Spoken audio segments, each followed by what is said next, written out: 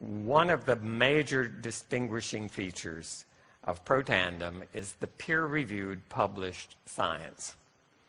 And, you know, I have grown up literally for the past 40 years of my life dealing with the peer review process.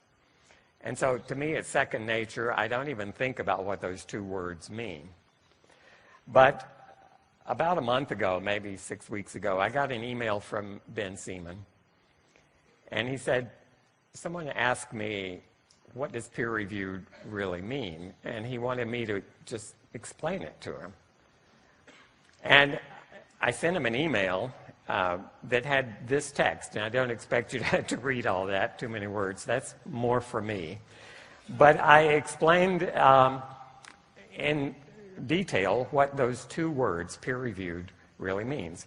When scientists do a study, they write a manuscript describing it, and that manuscript is submitted to a journal for possible publication. And I say possible because you're by no means assured that your manuscript is ever going to be published in a reputable peer-reviewed journal.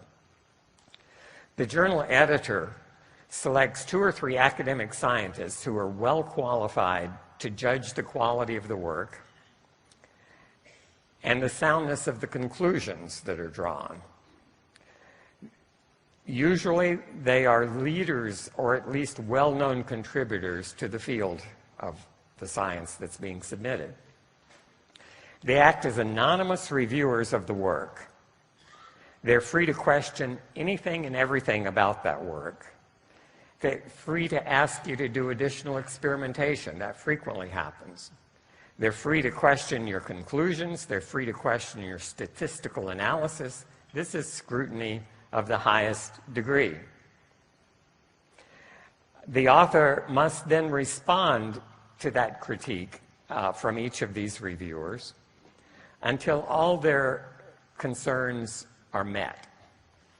Sometimes that process takes 4, 5, 6 months, occasionally even longer. It can go back and forth a couple of times between the authors and the reviewers. The reviewers are anonymous to each other as well as to the authors, but they do get to see each other's comments. And often what one reviewer says, maybe in the first round, will be picked up by a second reviewer in the second round. And this thing goes back and forth until all the questions are settled and everyone involved agrees this is a sound, well-done study. All right, it takes a while just to describe that process, and trust me, it takes a long time to get through that process. In some journals, only 5 or 10% of the papers that are submitted to that journal are ultimately accepted and published. That's how rigorous the process is.